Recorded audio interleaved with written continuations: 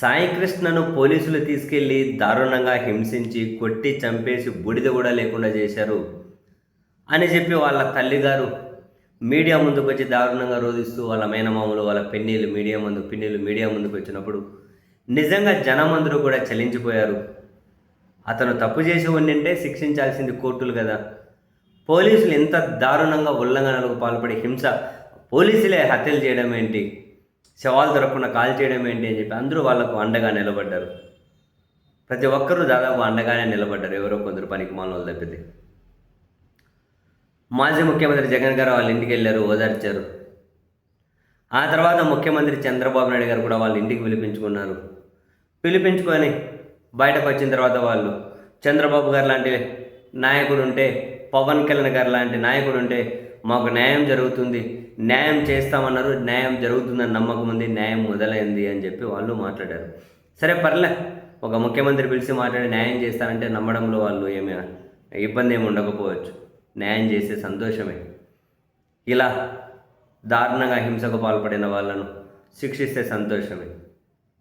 అయితే ఎప్పుడైతే ఆ నెక్స్ట్ డేనే లేకుంటే అదే రోజు రాత్రి అనుకుంటా పవన్ కళ్యాణ్ గారు ఒక క్రిమినల్కి నేను మద్దతు ఇస్తానా, అటువంటి క్రిమినల్స్ మద్దతు ఇచ్చుకుంటూ పోతే ఎక్కడికి పోతుంది అని చెప్పి దారుణంగా మాట్లాడి చివరికి ఆ పోలీసులు కొట్టి చంపేసి బూడి చేయడం కూడా నిజమనే విధంగా ఆయన పరోక్షంగా దాన్ని సమర్థించుకుంటూ పోలీసుల చేత హింసించి చంపబడ్డాడని వాళ్ళ మీద సానుభూతి లేకుండా, అరే వాళ్ళ కుటుంబం ఏం చేసింది, వాళ్ళ కుటుంబం మీద కూడా సానుభూతి లేకుండా, చివరికి వాళ్ళు జనసేన కార్యకర్తలని ఐడి కార్డులు చూపించి మాట్లాడినా కూడా వాళ్ళ మీద మినిమం కాన్సర్న్ చూపకుండా ఈ విధంగా మాట్లాడిన తర్వాత ఇమ్మీడియట్గా నెక్స్ట్ డే వాళ్ళ కుటుంబ సభ్యులు మీడియా ముందుకు వస్తారని చెప్పి నేను ఆశించాను. కనీసం వాళ్ళ తల్లిగారు, వాళ్ళ మేనమామను, లేకుంటే వాళ్ళ పిల్లిని, లాయర్ గారు ఉన్నారు కదా, ఆమె అయినా వస్తారేమో అని.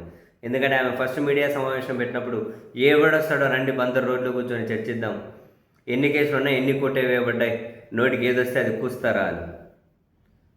24 గంటలు గడవకముందే మళ్ళీ ఉప ముఖ్యమంత్రిగా ఉన్న వ్యక్తి వీళ్ళు మాకు పవన్ కళ్యాణ్ న్యాయం చేస్తున్నాడు అని చెప్పి మరీ చెప్పారు. ఆ వ్యక్తి విధంగా మాట్లాడారు. దాని మీద ఆ కుటుంబ స్పందన తెలియజేస్తారేమో, క్రిమినలా, ఎన్ని కేసులు ఉన్నాయని చెబుతారేమో, క్రిమినల్ అయితే చంపేస్తారా, క్రిమినల్ అయితే కాల్ చేస్తారని చెప్పి సూటిగానే ప్రశ్నిస్తారేమో అని చెప్పి అనుకున్నాను. సీరియస్లీ నా కుటుంబం ప్రెస్ మీట్ ఆశించాను కూడా. మరెందుకనో వాళ్ళు మళ్ళీ మీడియా ముందుకు రాలేదు.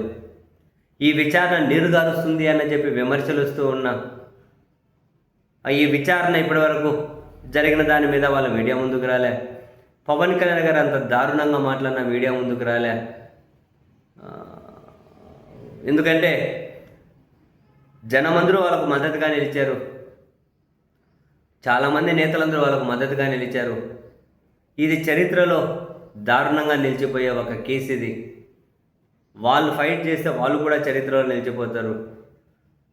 సమాజం నుంచి ఇంత మద్దతు దక్కుతూ ఉన్నప్పుడు ఆ మద్దతును నిర్వీర్యమయ్యే విధంగా ఖచ్చితంగా వాళ్ళు ప్రవర్తించకూడదు. అందులో అయితే వాళ్ళు ప్రవర్తిస్తున్నారని నేను అనట్లేదు, కానీ అలా ప్రవర్తించకూడదు కూడా. న్యాయం వైపు వాళ్ళు నిలబడతారు అని చెప్పి అయితే సమాజం నమ్ముతూ ఉంది.